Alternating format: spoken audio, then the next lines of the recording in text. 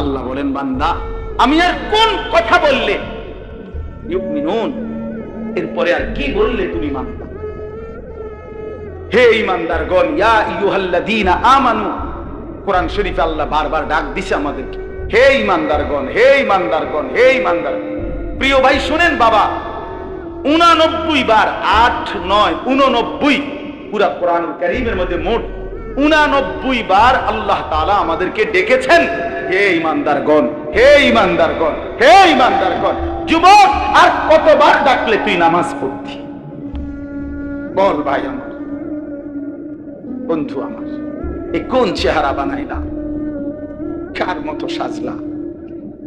এই চুল কার মতো? এই জামা কার মতো? এই প্যান্ট কার মতো? সারাদিন মোবাইলের এই অসভ্যতা, অস্থিরতা, বেহায়াপনা, নোংরামি, সারা রাত উলঙ্গ ছবি দেখা, জিনা ব্যভিচারের দৃশ্য দেখা। আমার প্রিয় ভাই, এভাবে ভুলে গেলা আল্লাহকে, এভাবে ভুলে গেলা। আর একটা কথা হলো, রাসূলুল্লাহ সাল্লাল্লাহু আলাইহি ওয়াসাল্লাম, প্রিয় নবী সাল্লাল্লাহু আলাইহি ওয়াসাল্লাম হাশরের ময়দানে উম্মতকে ডাক দিয়ে বলবে, উম্মত তুমি জানো না উম্মত, আমি 23টা বছর একটানা কাঁদছি তোর জন্য, এই পরিমাণ কাঁদছি আমি। আম্মা জান আয়েশা নবীজির স্ত্রী বলছে, এশার নামাজের পরে নবী দাঁড়াইছে, ফজরের নামাজের আগ পর্যন্ত এক দাঁড়ানোতে আম্মা জান আয়েশা বলে, আল্লাহর কসম দুনিয়াবাসী, আমি নিজ চোখে দেখছি আমার স্বামী আমার ঘরে আল্লাহর রাসূল ফজরের আজানের আগ পর্যন্ত এক দাঁড়ানোতে উম্মতের জন্য শুধু কাঁদছে আর দোয়া করছে। এ তো হাদিস। হযরতে আয়েশা রাদিয়াল্লাহু তাআলা আনহা বলেন, চক্ষু মুবারক ফুলে গেছে, দাড়ি মুবারক ভিজে গেছে, বুকের পশম ভিজে গেছে। হাদিসের সরাসরি শব্দ, ওয়াকাত তাওয়াররামাত কাদামাহু, দুইটা পাও ফুলে ফুলে গেছে। একটা আয়াত শুধু আল্লাহর কাছে উম্মতের জন্য দোয়া করছে, সারা রাত এক দাঁড়ানো, রুকুও দেয় নাই, সেজদাও দেয় নাই, এই এক দাঁড়ানো। কি বলছে? ইন তুআযিবহুম ফাইন্নাহুম ইবাদুক ওয়া ইন তাগফির লাহুম ফাইন্নাকা আনতাল আজিজুল হাকীম। এই কথাইটা আল্লাহর কাছে বারবার এই কথাইটাই বলছে। কি অর্থ? কি অর্থ বলছে, আল্লাহ মাওলা, এই আমার উম্মত তো আপনার বান্দা, আমার উম্মতের অপরাধের কারণে, পাপের কারণে আপনি যদি তাদেরকে শাস্তি দেন, আযাব দেন, ইন তুআযিবহুম, আপনি যদি তাদেরকে আযাব দেন, আপনি দিতে পারবেন, ফাইন্নাহুম ইবাদুকা, কারণ এরা তো আপনার বান্দা, আপনি বানিয়েছেন, তো আপনি যাকে বানাইছেন আপনি তো তাকে ইচ্ছে করলে শাস্তি দিতে পারবেন, আপনারে বাধা দিবে কে? কিন্তু ওয়া ইন তাগফির লাহুম, নবী চোখের পানি ফেলতে ফেলতে বললেন, কিন্তু মাওলা, আপনি তো আমারে খুব ভালোবাসেন, আপনি তো আমারে অনেক আদর করেন, আমি আপনার হাবিব, আমি আপনার মাহবুব, আপনি আমার জন্য নাকি সব বানাইছেন, আমার দিকে চাইয়া যদি আমার উম্মতরে মাফ করে দেন, ফাইন্নাকা আনতাল আজিজ, তাইলে বলেন বন্ধু, বলেন মাওলা, আপনারে বাধা দিবে কে? আপনি তো সেই ক্ষমতাটাও রাখেন, আযাব দিলেও আপনারে বাধা দিবার কেউ নাই, মাফ করে দিলেও আপনাকে বাধা দেওয়ার কেউ নাই, দেন, মাফি করে দেন আমার উম্মত। এইভাবে কাঁদছেন, 23 বছর কাঁদছেন, 23 বছর কাঁদছেন। প্রিয় ভাই, 23 বছর কাঁদছেন। রাসূলুল্লাহ সাল্লাল্লাহু আলাইহি ওয়াসাল্লামের কে নিয়ে ধাক্কাধাক্কি করার দরকার নাই। তুমিও ভালোবাসো, আমিও ভালোবাসি, তুমিও মহব্বত করো, আমিও মহব্বত করি। রাসূলুল্লাহ সাল্লাল্লাহু আলাইহি ওয়াসাল্লামকে ভালোবাসো, নবী সাল্লাল্লাহু আলাইহি সাল্লামের এক এক ফোঁটা চোখের পানির কদর করো ভাই। আল্লাহর নবী বলবেন, উম্মত 23টা বছর আমি কেঁদেছি, আমি নিজের পিঠ দেখাবে, আমরা কিতাবে পড়ছি, উর্দু কিতাবে আল্লাহর নবী বহু উম্মতকে নিজের পিঠ সরাইয়া দেখাবে, আমার উম্মত আমার পিঠটা দেখো, তায়েফের পাথরের আঘাতে আমার পিঠটা চালনির মতো ছিদ্র ছিদ্র হয়ে গেছে, আমি এই পরিমাণ পাথরের আঘাত সইলাম, আমি রক্তে দেহ ভাসায় ফেললাম, ক্ষুধার কষ্টে পেটে 2টা পাথর বাঁধলাম, উহুদের দান শহীদ করা রক্তে আমি বেহুশ হয়ে উহুদের ময়দানে পড়েছিলাম, আমার ঘরে 3 মাস চুলায় আগুন জ্বলে নাই, 3 মাস নবীর ঘরের চুলায় আগুন জ্বলে নাই। আম্মা জান আয়েশা কসম করে বলছে যে আমাদের কোন বিবির ঘরে 3 মাস চুলায় আগুন জ্বলে নাই, আমরা শুধু খেজুর আর পানি দিয়ে জিন্দেগি কাটাইছি। তো নবী বলবে, হাদিস কোরআন তাফসিরে আছে বন্ধু, আল্লাহ তাআলা বলছে বন্ধু, নবীকে আল্লাহ বলছে, কোরআন শরীফে আছে সূরা নিসার মধ্যে আল্লাহ বলছে, বন্ধু আপনার সামনে আমি আপনার উম্মতের আমলনামা দেখাবো, আপনার সামনে খুলমু, আপনারে দেখাবো আপনার উম্মতের আমলনামা। এই নবী তখন আমলনামা দেখা যখন দেখবে পৃষ্ঠার পর পৃষ্ঠা নামাজ নাই, সেজদা নাই, 30 বছর মিথ্যা বললা, 30 বছর সুদ খাইলা, 50 বছর ধরে বিড়ি সিগারেট, 60 বছর 70 বছর এই নাফরমানির উপরে কথায় কথায় গালি, অবৈধ উপার্জন, হারাম, সুদ, ঘুষ, মদ, জুয়া, চুরি, ডাকাতি, বেহায়া, বেপর্দা, জিনা, ব্যভিচার, অসভ্যতা, নোংরামি। আল্লাহর কসম নবী বলবে, উম্মত এটা কি দেখাইলি, উম্মত আমাকে এটা কি দেখাইলি? কার জন্য কাঁদলাম আমি কার জন্য পাথরের আঘাত সইলাম? আমি পেটে পাথর বাঁধলাম কেন? তাইলে এ কি আমলনামা? নামাজ কই, ফজর কই, 365 দিন তো পৃষ্ঠা উল্টাইলাম উম্মত, একটা সেজদা নাই, কোন দিন ফজরের নামাজ নাই। আমি এই আমলনামা নিয়ে সুপারিশের জন্য মালিকের সামনে কেমনে দাঁড়াবো? নবী বলবে, উম্মত তুই আমার এত বড় মাথাটা কেমনে ছোট করে দিলি?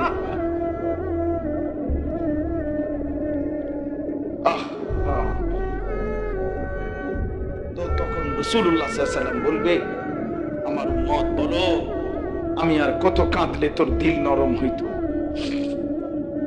আমি আর কত রক্ত ঝরাইলে, আমি আর কতদিন ক্ষুধার কষ্ট সইলে তুমি উম্মত আমার কথা শুনতা? বলো কি বলবেন ভাই, কি বলবেন? ছেলেরা আমার, বদলে যাও। তোমরা মুসলমানের সন্তান, তোমরা নষ্ট হয়ে গেলে দ্বীনের জন্য লড়বে কে? বাপ। ইসলামের জন্য জান বাজি রাখবে কে? আগামী দিনে ইমাম মাহদির পক্ষে লড়বে কে? দাজ্জালের বিরুদ্ধে লড়বে কে? আমার অনুরোধ রইল, ছেলেরা তোমাদেরকে অনুরোধ করলাম, অনেক নওজোয়ান মাশাআল্লাহ, কি পরিমাণ ছেলে, কি পরিমাণ ছেলে! যদি এদের প্রত্যেকের কপালে সেজদা থাকতো কি পরিমাণ সুন্দর হইতো।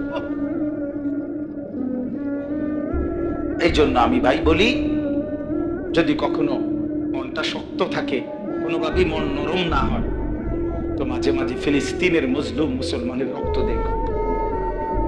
প্রতিদিন কি পরিমাণ মুসলমান আল্লাহর এই জমিনের মধ্যে রক্ত ঝরাচ্ছে। ইসরায়েলের ইহুদি কুত্তারা কি পরিমাণ মুসলমানের রক্তে জমিন ভাসায় ফেলছে। আমি এটা সবচেয়ে বেশি বলি যে গাজা, ফিলিস্তিন, এই জায়গাগুলোর মুসলমান যখন প্রতিদিন রক্ত দিতেছে, শহীদ হচ্ছে, খুন হচ্ছে, ছোট্ট ছোট্ট এতিম বাচ্চা অসহায়ের মতো কাঁদতেছে, বিধবা নারীর কোনো আশ্রয় নাই, সন্তানের কোনো আশ্রয় নাই, মুসলমানের যখন এই পরিমাণ অবস্থা, সেই সময় তুমি মোবাইলে উলঙ্গ ছবি, নাচ, গান, জিনা, ব্যভিচারের দৃশ্য সারা রাত দেখো, হায় বন্ধু, এটা মানায় না। এত বড় জালেম মানুষের বাচ্চা হইতে পারে না, এটা মানায় না, এটা ইনসাফ না। কারো বাবা এখানে লাশের তরফায়, আর সেই সন্তান যদি বসে বসে মোবাইল টিপে, এটা কি জুলুম না? তো আমাদেরই তো ভাই, আমাদেরই তো মুসলমান ওরা। এই অবস্থায় কেমনে এই অসভ্যতা, এই নোংরামি, এই অশ্লীলতা, এই বেহায়াপনা, এই নারী, ছবি, নাচ, গান, সেনা, ব্যভিচারের দৃশ্য কিভাবে দেখো ভাই? রাত গভীরে পৃথিবীর সবাই ঘুমিয়ে যায়, তুমি মনে করছো নওজোয়ান ভাই কেউ দেখে না? আল্লাহর কসম, আল্লাহ কোরআনে বলছে, আলাম ইয়ালাম বিআন্নাল্লাহা ইয়ারা, বান্দা মনে রেখো আমি কিন্তু সারাক্ষণ তোমাকে দেখি, আমি দেখছি। আল্লাহ ডাক দিয়ে বলে, আনিস আমি কিন্তু ঘুমাই নাই, আমি আছি। কোরআনুল কারীমের মধ্যে আছে, আল্লাহ তাআলা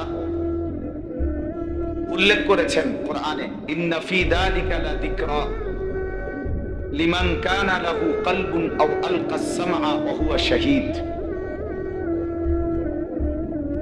আল্লাহ তাআলা বলেন, নিশ্চয়ই তিনটি জিনিস যে একসাথে করে, এক নাম্বার হলো দিল, দুই নম্বর হলো কান, তিন নম্বর হলো চোখ। যে তার দিল, কান, চোখ এই তিনটি একসাথে খোলা রাখে, মানে চোখ মানে সে নিজে উপস্থিত, উপস্থিত না থাকলে চোখ খুলবে কিভাবে, মানে দেখবে কেমনে? তো যে তার দিল খোলা রাখে, কান খোলা রাখে, চোখ খোলা রাখে, মানে সচক্ষে উপস্থিত আছে। আল্লাহ তাআলা বলেন, এই তিনটি একত্র করে আল্লাহর কথা যে শুনে, নিশ্চয়ই তার জন্য আল্লাহর কোরআনের মধ্যে উপদেশ নসিহত আছেই আছে। তার মানে তার ফায়দা হয়, তার উপকার, তার জিন্দেগির মধ্যে পরিবর্তন নসিব হয়। আমার ভাই, প্রতিটা আয়োজন কষ্টের আয়োজন। এই মাহফিলটা ইন্তজাম করতে গিয়ে ছেলে পেলে সহ মহল্লাবাসীকে অনেক কষ্ট করতে হয়েছে। এই প্যান্ডেল, এই মাইক, এই পোস্টার, হ্যান্ডবিল, প্রচারণা, উলামায়ে কেরামকে দাওয়াত দেওয়া। ছেলেরা আমার কাছে 2-3 বার গেছে, কোনোভাবেই চেয়ারম্যান ভাই জনাব ইকবাল বাহার, প্রিয় ভাই, আমার কাছে কথা বলছে মোবাইলে, অনুরোধ করছে, আমিও ওয়াদা দিছি যে ইনশাআল্লাহ আমি চেষ্টা করব। তাহলে এই সব মিলায়া আমি আপনার ঢাকা মোহাম্মদপুর আদাবর, ওইখানে আমার জুমার নামাজ, আমি সেখানে জুমা পড়াইয়া এরপরে এখন আসছি। পথে কোথাও দেরি করি নাই, জুমার নামাজ সালাম ফিরাইয়া সুন্নত 4 রাকাত পড়েই পিছনে আমার মুসল্লি অনেকে ডাকাডাকিও করছে, দূরের উপরে গাড়ি উঠে গেছে। খানা দানা নাস্তা যা করা সব আগে খাইয়ে ফেলছি জুমার আগে, যাতে করে অনেক দূরের ব্যাপার, পথে কোথাও জ্যাম পড়লে বিপদ হয়ে যাবে। তো আল্লাহ পাকের সবচেয়ে বড় একটা ফজল যে এত লম্বা পথ আসতে, আজকে ঢাকার থেকে কোথাও কোনো জ্যাম পড়ে না, নাই তো এত সহজেই এতটুক সময়ে আসা যাইতো না। তো এই জন্য বললাম, প্রতিটা আয়োজন কষ্টের আয়োজন, অনেক মেহনত করে, ফিকির করে এরপরে ইন্তজাম করা হয়। আপনাদের কাছে আমার অনুরোধ, বিশেষ করে নওজোয়ান ছেলেরা, ভাইয়া, সবার কাছে অনুরোধ, দোস্ত আমার, বন্ধু আমার, এই অল্প একটু সময় আল্লাহর কথা, কোরআনের কথা শতভাগ মনোযোগ দিয়ে শুনলে ভালো হবে। কোরআনুল কারীমের মধ্যে আছে, আল্লাহ তাআলা বলেন, ওয়াহদি ইলাইহি মান ইউনীব, যে আল্লাহর দিকে ঝুঁকে আসে, কিছুটা এগিয়ে আসে, তো আল্লাহ তাআলা বলেন আমি তার চাইতে এগিয়ে হেদায়েত দিয়ে দেব। তুমি আসবা 1 বিগত, আল্লাহ বলে বান্দা আমি আসবো 1 হাত। তুমি আসবা 1 হাত, আমি আসবো 2 হাত। তুমি আসবা হাঁটতে হাঁটতে, আমি আল্লাহ রহমত মাগফিরাত নিয়ে আসবো দৌড়তে দৌড়তে। এই জন্য বান্দা যদি একটু আগায়, মানে একটু আগ্রহ দেখায়, তাহলে আল্লাহ তাআলা তার চাইতে বেশি দয়া দিয়ে বান্দাকে বদলায় দেয়, হেদায়েত দিয়ে দেয়। এই জন্য এটা খুব গুরুত্বপূর্ণ। যদি কেউ অমনোযোগিতা, বিমুখ, অবজ্ঞা করে, আল্লাহ তাআলা ভীষণ নারাজ হন। কোরআন শরীফে আছে, ওমান আযলামু মিম্মান যুক্কিরা বিআয়াতি রাব্বিহি সুম্মা আ'রাযা আনহা। আল্লাহ তাআলা বলেন, আমার আয়াত যার সামনে পেশ করা হলো, অথচ সে তার থেকে বিমুখ, মুখ ফিরায় নিল, অবহেলা করলো, অবজ্ঞা করলো, আল্লাহ তাআলা বলে তার চাইতে বড় জালেম, আযলাম, তার চাইতে বড় জালেম আর কেউ হইতে পারে না। এরপরে আল্লাহ আরো সাংঘাতিক কথা বলছে, ইন্না মিনাল মুজরিমিনা মুনতাকিমুন। আল্লাহ তাআলা বলেন, এমন অপরাধী, এমন পাপীর কাছ থেকে আমি আল্লাহ নিজে প্রতিশোধ নেব। মুনতাকিমুন মানে আমি প্রতিশোধ গ্রহণ করি, তোরে আমি দেখে ছাড়ব। তুমি বান্দা আমার কালাম শুনতেছিলা, পড়তেছিল, বলতেছিল, তুমি কোনোই মনোযোগ দিলা না, ঠিক আছে, তোমার আমি দেখেছি। আল্লাহর সাথে কেউ পারবে তো? কথা বলেন না, এটা খুব গুরুত্বপূর্ণ। এজন্য আল্লাহর কথা মনোযোগ দিয়ে শুনতে। এজন্য দেখেন না ওলামায়ে কেরাম সব সময় বলে যে আজান হলে চুপ হয়ে যাইতে হয়। কেন? আজান শুনতে হয় মনোযোগ দিয়ে, আজানের জবাব দিতে হয়। বিশেষ করে সবগুলো আজান না হোক, কমপক্ষে ব্যক্তি তার কাছাকাছি যেটাতে সে নামাজ পড়ার নিয়ত করে ওই আজানের জবাব দেওয়া। এজন্য তার মানে হলো আল্লাহর নাম শুনলে বান্দার পুরা মনোযোগ সেদিকেই ফেরানো উচিত, সেদিকেই ফেরানো উচিত। কোরআনুল কারীমের মধ্যে আল্লাহ তাআলা বলেন, ইন্নামাল মুমিনুনা আল্লাযীনা ইযা যুকিরাল্লাহ ওয়াজিলাত কুলুবুহুম। আল্লাহ তাআলা বলে, নিশ্চয়ই আমার মুমিন বান্দা তারা যাদের সামনে আমি আল্লাহর নাম যখন নেওয়া হয় তো তাদের অন্তরাত্মা কেঁপে ওঠে, দিল কাইপা ওঠে যে হায় আমার মালিকের নাম নিয়েছে, আমার আল্লাহর নাম নিয়েছে। এজন্য এটা বহুতই গুরুত্বপূর্ণ, বহুতই গুরুত্বপূর্ণ যে আল্লাহর কালাম শুনলে চুপ হয়ে যাও, মনোযোগী হও। ইদা কুরিআল কুরআন ফাসতামিউ লাহু ওয়া আনসিতু। আল্লাহ তাআলা বলেন, যখন তোমাদের সামনে কোরআন পড়া হয় তো তোমরা দুইটা কাজ করো। ফাসতামিউ লাহু, এক নাম্বার মনোযোগ দিয়ে শোনো, ওয়া আনসিতু, দুই নাম্বার চুপ থাকো। তাহলে কি হবে? আল্লাহ তাআলা বলেন, লাআল্লাকুম তুরহামুন, তৎক্ষণাৎ তোমাদের উপরে আল্লাহ তাআলার পক্ষ থেকে রহমত বর্ষিত হবে। তাফসীরের মধ্যে লিখছে রহমত বর্ষিত হবে মানে কি? মানে হলো আল্লাহ তাআলা তোমাকে ইবাদতের তৌফিক দান করবে, আল্লাহকে মানবার তৌফিক দান করবে। এটা হলো সবচেয়ে বড় দয়া। এজন্য ভাই আমার এবার একটা অনুরোধ আছে, অনুরোধটা একটু কষ্ট মনে হবে এখন। বাকি অনুরোধটা হইল যতগুলো ছেলের হাতে মোবাইল এগুলো সব বন্ধ করে ফেলতে হবে, নামায় ফেলতে হবে। সরাসরি আমাদের চেহারার দিকে তাকায়া নওজোয়ান তোমরা আল্লাহর ওয়াস্তে এই ভাইয়ের কথাটা শোনো, আমার দিকে তাকায়া শোনো, এতে বরকত হবে ভাই। এই মোবাইল অজস্র ওয়াজ, আমি না শুধু হাজার হাজার বক্তাদের ওয়াজ মোবাইলের মধ্যে লাখ লাখ আছে, অভাব নেই। কাজেই মোবাইলে দেখার জন্য অন্য সময় সুযোগ হবে, কিন্তু এখন আমরা যেহেতু আসছি, আমি বললাম না কোনোভাবেই আমি মিলাইতে পারতেছিলাম না। আমার এশার নামাজের পরে মোসাগারা বয়ান, আমার লাস্টে শাহেদা গোপ মাদ্রাসায় বয়ান আজকেই। তো আমি এরপরেও বলছি যে আমি এই মাগরিবের টাইমে একটু সময় এইবার এখানে আসলাম। ছেলেদেরকে আমি বলছি যে ইনশাল্লাহ সামনের বছর আল্লাহ চাহে তো হায়াতে বাঁচলে তোম করে ভবিষ্যতে আর একটু সুযোগ মতো টাইম পরে মিলাই দেব। এই জন্য ভাই প্রত্যেকেই ব্যস্ত। এই জন্য আমি অনুরোধ করলাম সবগুলো ছেলে নিজেদের হাতের এই মোবাইলটা বন্ধ করে মোবাইলটা সেফে রাখো যাতে চুরি না হয়। তো এইভাবে রাইখা দয়া করে ভাই আল্লাহর কোরআনের ছোট্ট ছোট্ট 8টি আয়াত, একটি সূরা আমি পড়ছি কোরআনুল কারীমের, সূরাটার মধ্যে 8 আয়াত, ছোট্ট সূরা। এই ছোট্ট সূরাটা আমরা একটু শুনাই ইনশাআল্লাহ। সবাই মনোযোগ দিয়ে শুনলে আমারও লাভ হবে, আপনাদেরও লাভ হবে, জওয়ানেরও লাভ হবে, বয়স্ক মানুষেরও লাভ হবে।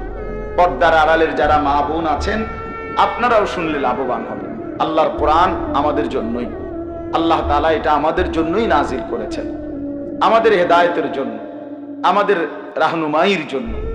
কোরআনুল কারীমের মধ্যে আছে আল্লাহ তাআলা বলেন, বান্দা আমাকে মানবার জন্য, জান্নাত পাওয়ার জন্য, তুমি আখিরাতের পরীক্ষায় উত্তীর্ণ হওয়ার জন্য 3টা ব্যবস্থা আমি নিয়মিত রাখছি। তুমি যাতে ফেল না মারো, তুমি যাতে পাশ করতে পারো, তুমি যাতে জান্নাতি হতে পারো, এজন্য 3টা ব্যবস্থা আমি আল্লাহ সর্বক্ষণ তোমার জন্য রাখছি। কয়টা ব্যবস্থা? 1 নাম্বার, আমি আল্লাহ তাআলা তোমাকে যতগুলো হুকুম করেছি, যতগুলো নিষেধ করেছি, প্রতিটা হুকুম এবং প্রতিটা নিষেধ পালন করা এবং বর্জন করার, ছেড়ে দেওয়ার শতভাগ যোগ্যতা আমি আল্লাহ তোমার দেহের মধ্যেই দিয়েছি। আমাকে মানার যোগ্যতা সম্পূর্ণ একটা শরীর দিয়েই আমি আল্লাহ তোমাকে বানাইছি। এমন একটা হুকুম নাই আমার যেই হুকুমে এমন যে যেটা পালন করার কোনো সক্ষমতাই নাই শরীরে, অথচ আমি আল্লাহ বিধান দিছি, এটা হতেই পারে।